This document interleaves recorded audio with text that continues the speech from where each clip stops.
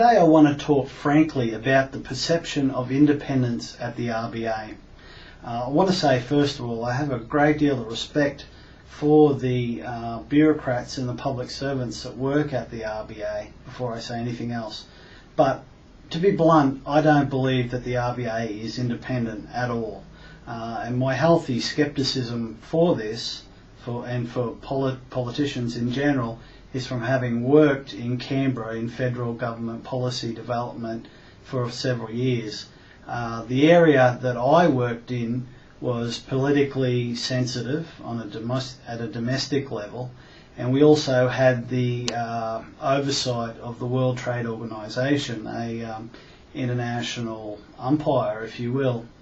One thing that was drummed into you very early in the job is that it's all about perception. In this case, maintaining the perception that there's no political interference in the decisions that we were making in biosecurity. But of course there was an enormous amount of political interference. In fact, I was on one occasion working on prawn import policy, and I was in a meeting where the senior minister's advisor was on the phone to myself and bosses trying to basically get us to change the policy recommendations that we were making.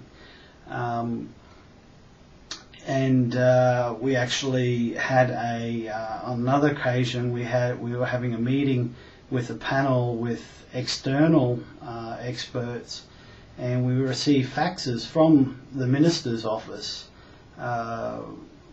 which were sent to the minister's office from prawn farmers, and they sent it to us during the meeting. And of course that's fairly blunt and serious, I would say heavy-handed tactics at trying to influence the decision that this supposedly external panel was coming up with.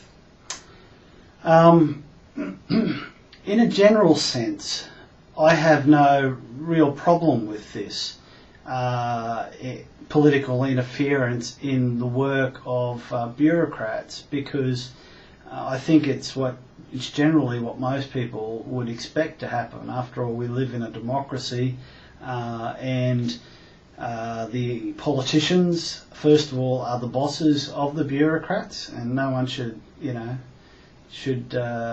be under any illusion of that. All the people who work at the RBA, their bosses are the politicians, and also the politicians are elected by us, so they're going to have to stand to account on the shape of the economy or what have you at that point.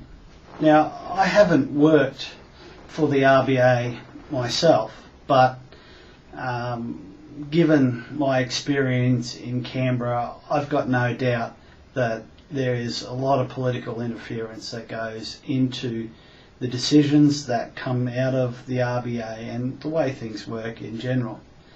Now, I suspect strongly that this entire sequence of interest rate rises followed by cuts, together with some state government policy decisions, was actually dreamed up or basically planned on the back deck of a nice house in South Brisbane just before Christmas, obviously in the weeks following the election of the new government. It seems all very well orchestrated to me.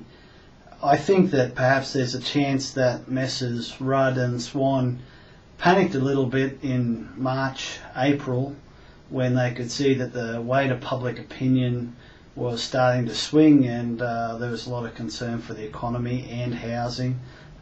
In March I got up and asked Prime Minister Rudd a question at the country cabinet meeting in Brisbane, and I think that around that time they were panicked a little bit, so maybe they changed their course a little bit. Perhaps they had ideas of making interest rates go up a little bit longer or stay up for a little bit longer, and I wouldn't be surprised if they've changed their plans a little bit.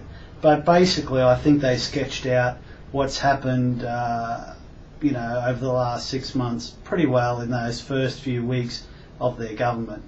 because of course the state of the economy at the time of the election is going to be critical in their chances of getting re-elected, and the same thing goes for all of the other state Labor politicians and premiers as well.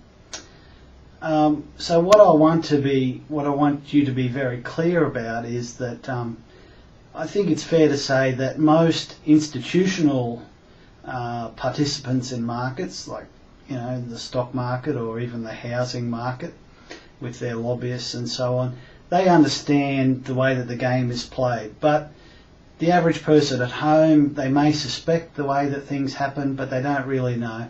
So I wanted to pass this on to you.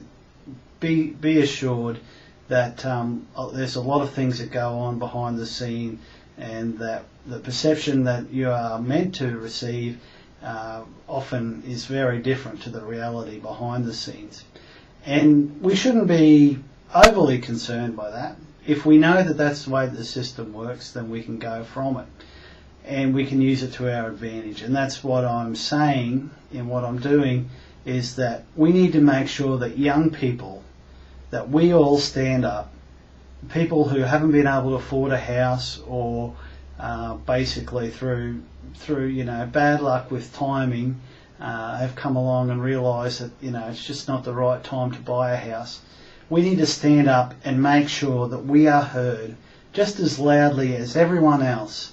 That includes the people who've gone ahead and made a big mistake buying a house for too much, and investors that have over-leveraged themselves and gotten into trouble, and the baby boomers that have either built up a big portfolio of properties and they don't want to lose the value of those properties, which I honestly think is tending towards greed, and then the others of them that have swallowed basically the baloney promulgated by the real estate industry and so on, and that unfortunately they've gotten in and followed onto the bubble thinking that they're going to make money, and they're not going to.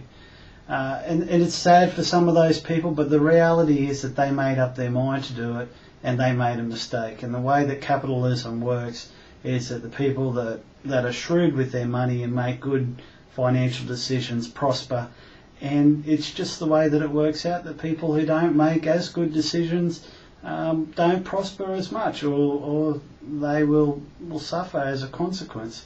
And let's be honest here, interest rates at a cash rate of 7.25% was never high by any historical means anyway. So we need to make sure that young people who are affected by the housing affordability crisis stand up and make sure that they're heard, because these guys, they may have plans in place on how they're going to get re-elected, but they're also fluid. If you stand up, you start to make a bit of a noise and you start to be heard, they will have to change it because they'll realise that they're going to get punished at the electoral ballot if they don't take into account the voices that start to raise to be heard. So that's what I'm saying to everyone, to stand up, make your voice be heard, so that when it comes around time for Mr Rudd to try to get re-elected as Prime Minister, he'll know that his best chance of getting re-elected is by actually doing something about the housing affordability crisis, rather than trying to give the perception that he's actually doing something. Thank you. www.geocities.com/homes4aussies. Standing up for affordable housing for all Australians. Written and spoken by Dr. Brett Edgerton, founder of Homes for Aussies.